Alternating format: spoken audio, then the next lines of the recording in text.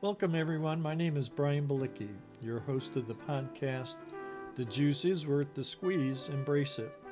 It's my life story of 56 plus years as a type 1 diabetic and still counting. Today's podcast is titled In and Out of Africa. I don't know if you recall, but in my last podcast, I talked about my earliest days as a type 1, the challenges, risks, accomplishments, and quite simply, the trust it required me to have in those around me to successfully manage the beginning of my lifelong journey. Those early days in my 56-year journey reminded me of another, a much shorter one for sure, one that occurred less than a year ago to South Africa. In that 10-day journey, I traveled to two very different destinations in South Africa. The summer resort-like atmosphere of Cape Town and the wild game preserve in Makhanda in the southeastern rural bush region of the country. In hindsight, the shorter journey was one with very similar risks, challenges, and fortunately, a surprisingly positive outcome, much like the one I began 56 years ago and I continue today. So you might ask, what was it about my trip to South Africa and safari that reminded me of my earliest days as a type 1 in 1968? Well, here's what came to my mind as I was putting my thoughts together. In October 1968, I started a journey.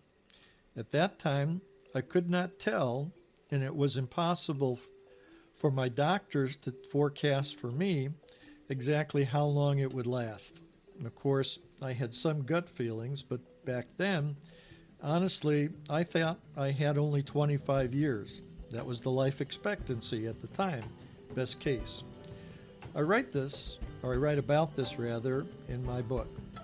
This was what I could tell by listening to my doctors and doing some reading on my own. But the most striking parallel between then and South Africa was it was impossible to tell what experiences I might face along the way, in terms of good, bad, and the myriad possibilities for other experiences. I did have a mix of both in my earliest days and also in South Africa. Looking back, I was very unsure about the thoughts I would be left with at the end of many days while I was in South Africa, just as I did back in the 1960s, when I was dealing with my earliest challenges as a type 1. In my early days, I often wondered about things like, did I have reasonable expectations for myself about what my days would be like? Was I satisfied with how I was feeling or how I was managing myself each day? Did I feel like I was going even in the right direction? And most importantly, what should I be looking out for along the way to tell me if I was doing okay or if I wasn't feeling well? Back in 1968, I had very limited experience in managing myself.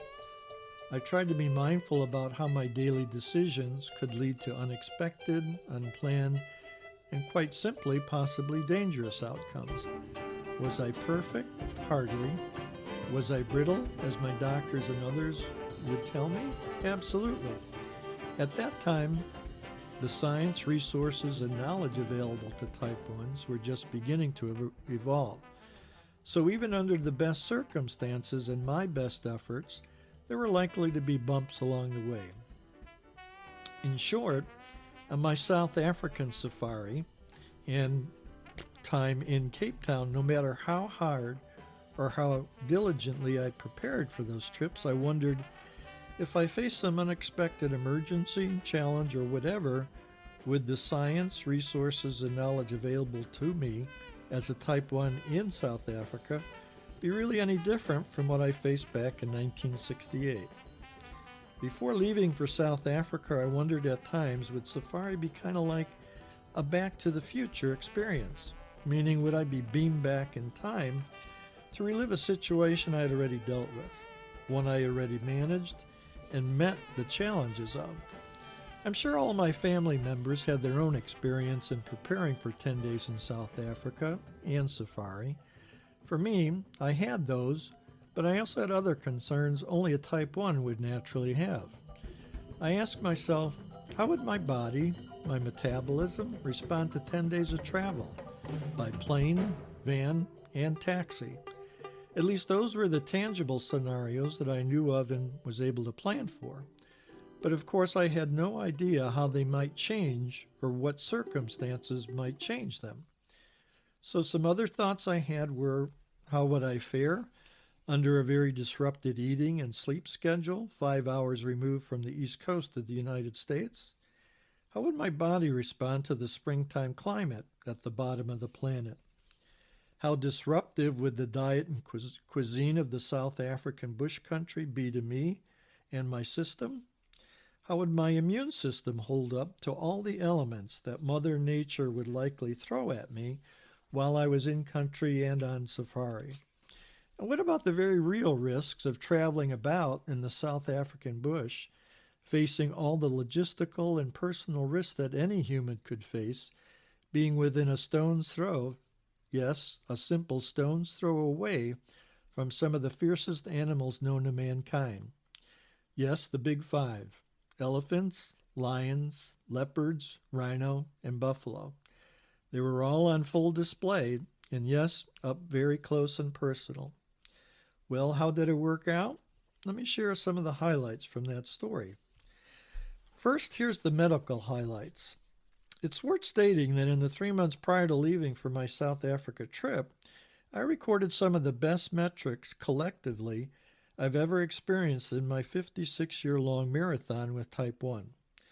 A1C, 6.0, the absolutely best 3-month result I've ever recorded. Since technology was not as advanced back in 1968 as it is now, I can't say for sure how often I had achieved this or a better result in my earliest days as a type 1. I knew this was my personal best result before leaving. So honestly, I thought it couldn't possibly get any better, nor did I really want it to be.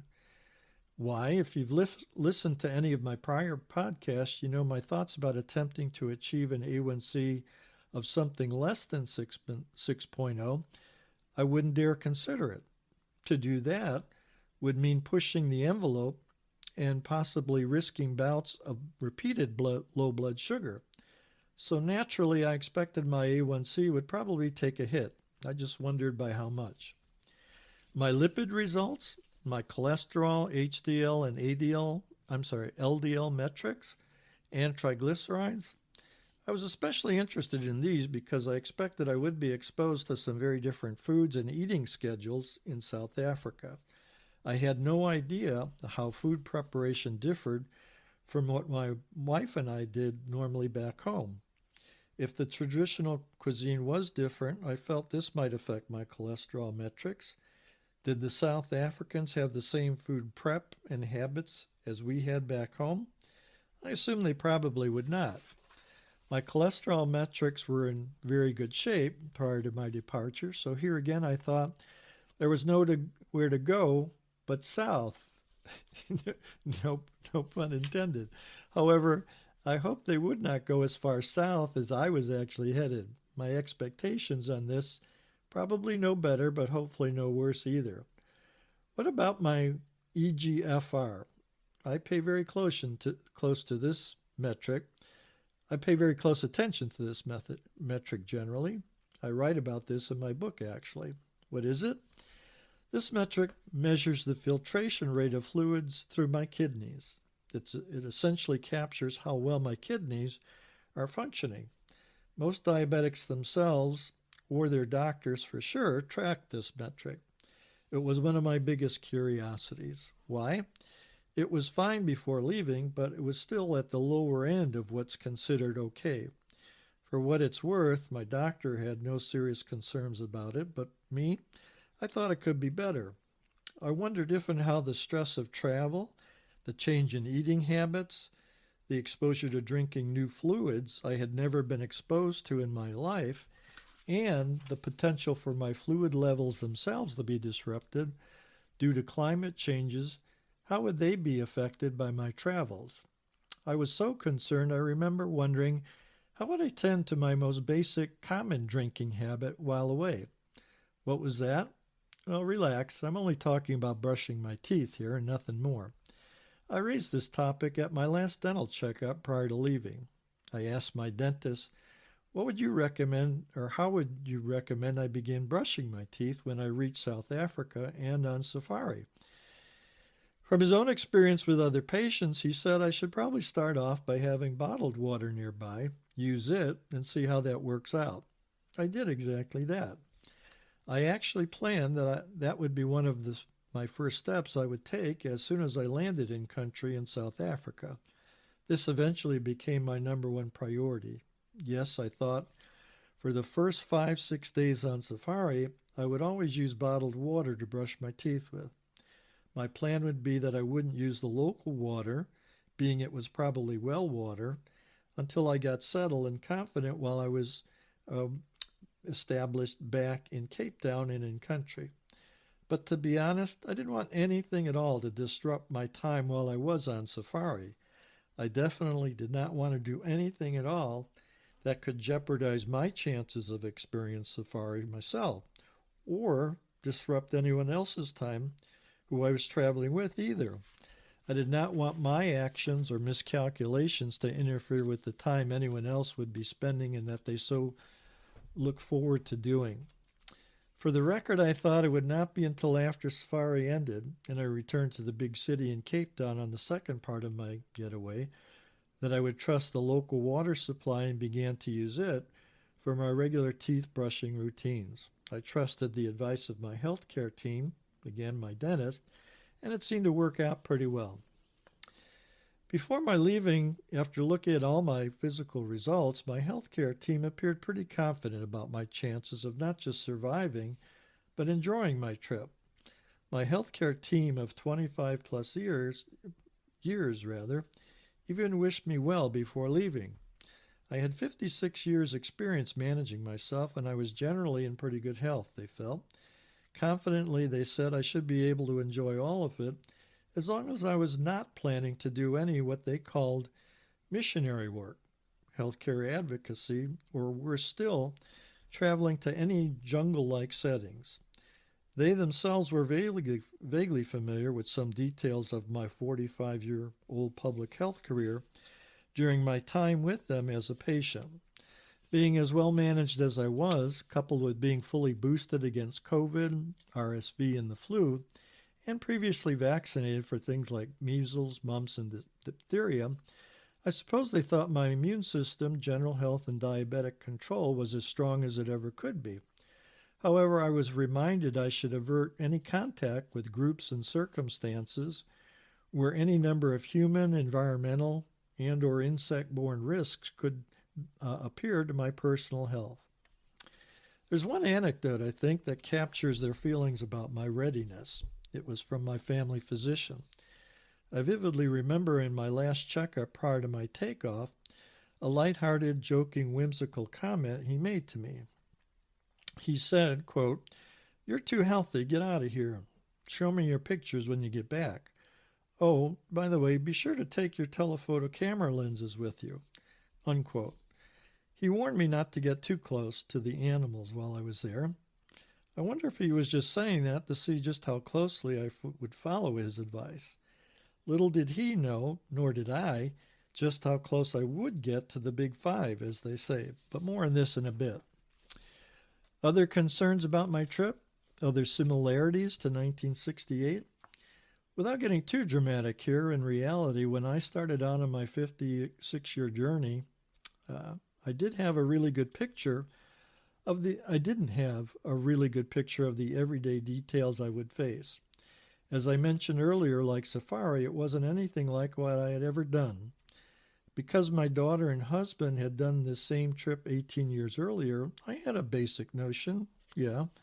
However, when they made the trip, they didn't spend as much time on the premises at the game preserve itself as we were about to. Nor did they or could they have experienced it from the perspective of a type 1 diabetic like me. So naturally, I was guarded in my expectations and anxieties. They reassured me, quote, it was going to be okay, not to worry.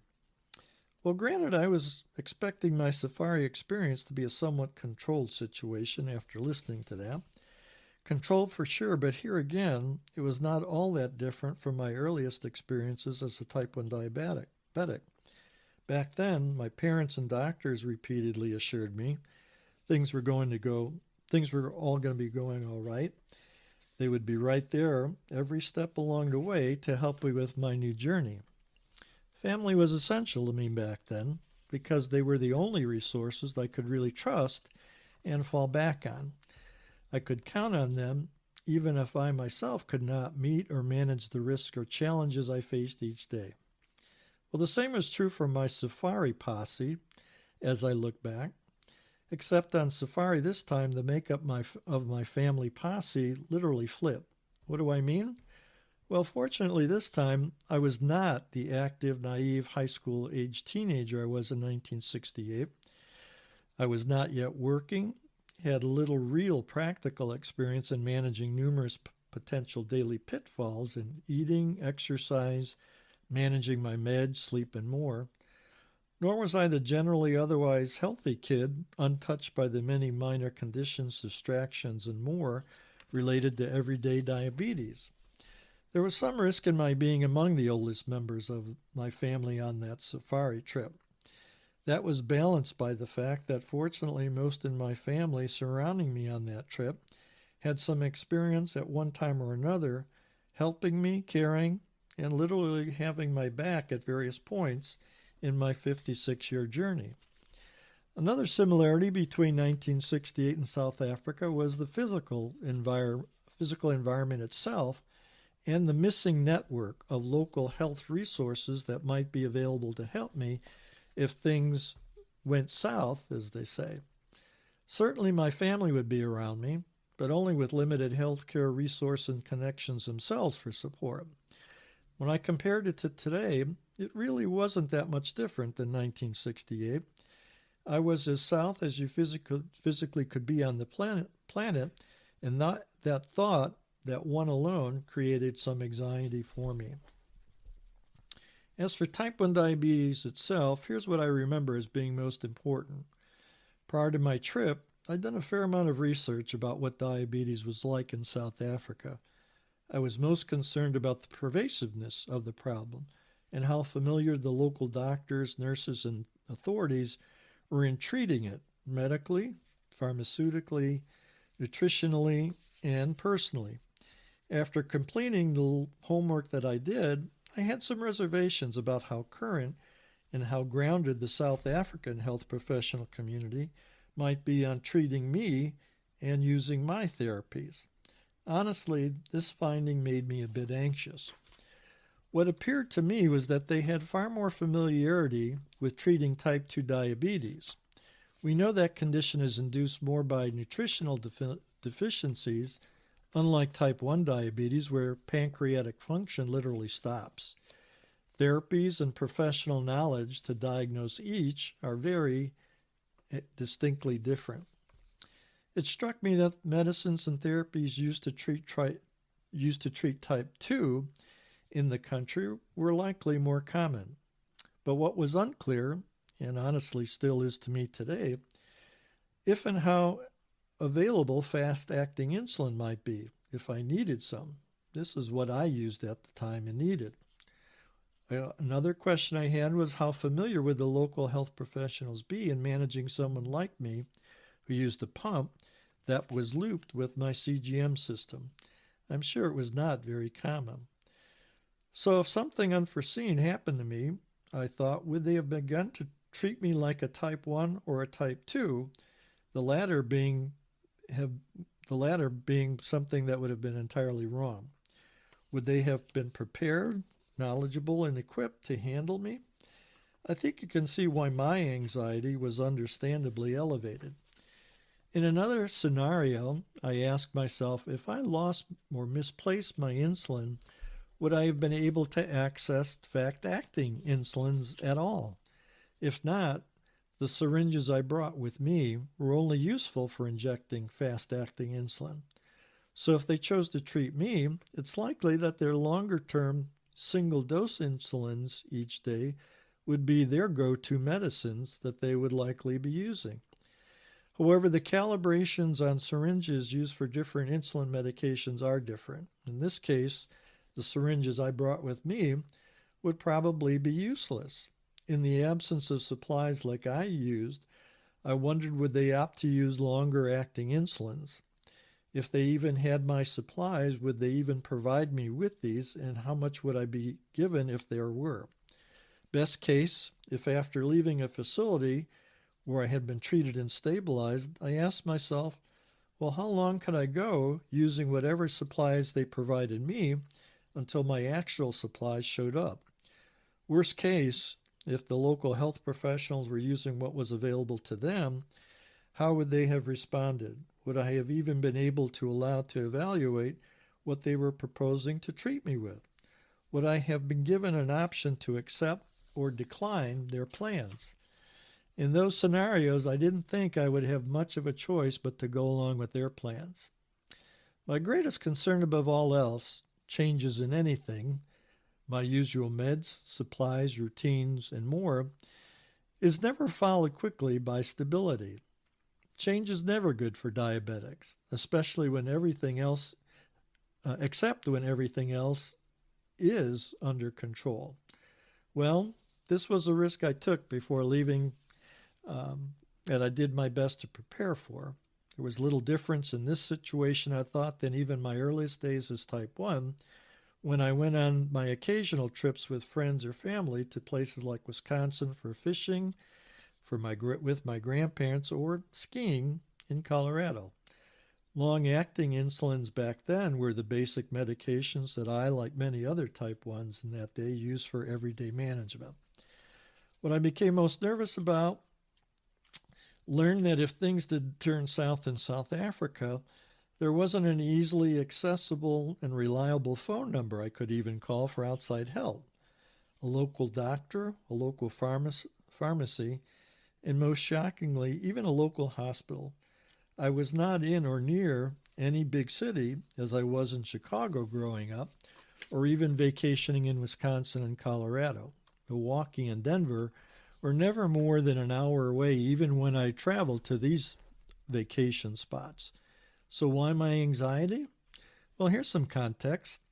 Still fresh in my memory was another family vacation I took to Bermuda in my later adult years, not too long after I became a Pump 1 user back in 2000. On the beaches of Bermuda one July 4 weekend, my insulin pump failed, apparently due to excessive heat. I never even knew something like that could trigger a pump failure. Being a fairly new pump user, I quickly panicked, but called the manufacturer. I had never rehearsed this emergency scenario previously because it was something I never imagined could even occur. A failed pump because of heat? Surprisingly, I reached the manufacturer later that afternoon and with no problem using my own cell phone. The technical support staff that day promised me to ship a replacement pump the very next day. Yes, the very next day.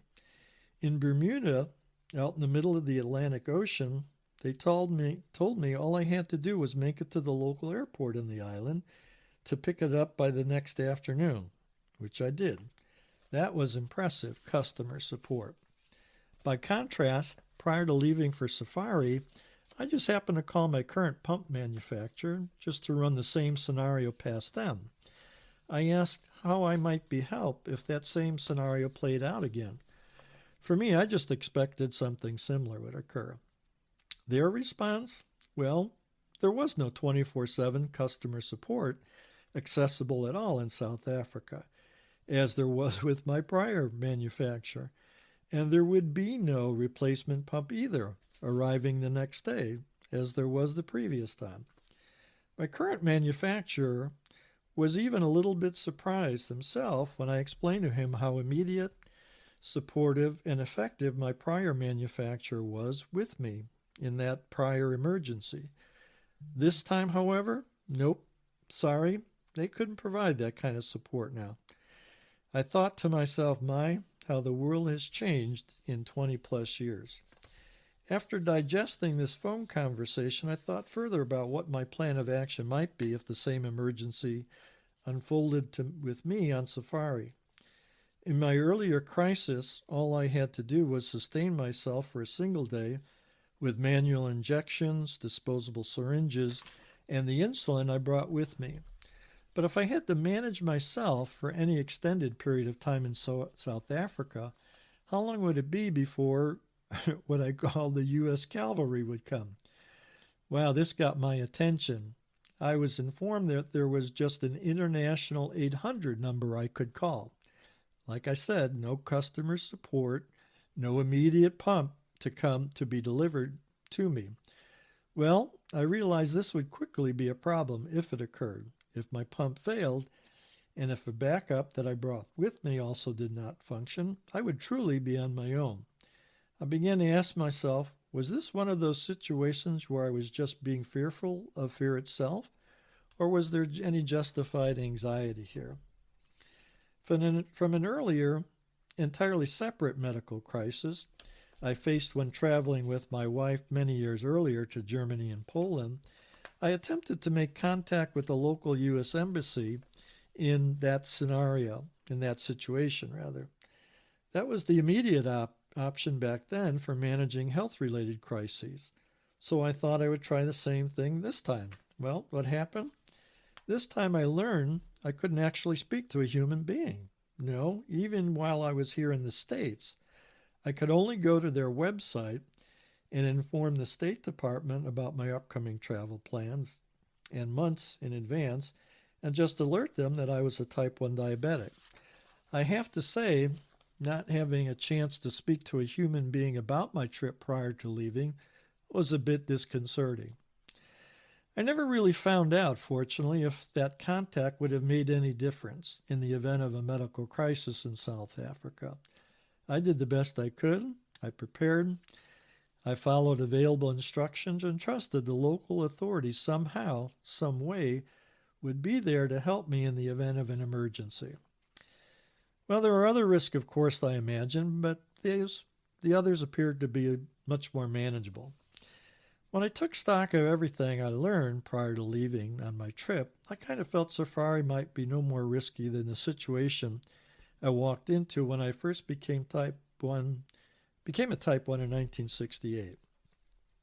Yes, I recognized that I, myself, backed up by my family, was perhaps my own best resource for meeting the likely challenges along the way.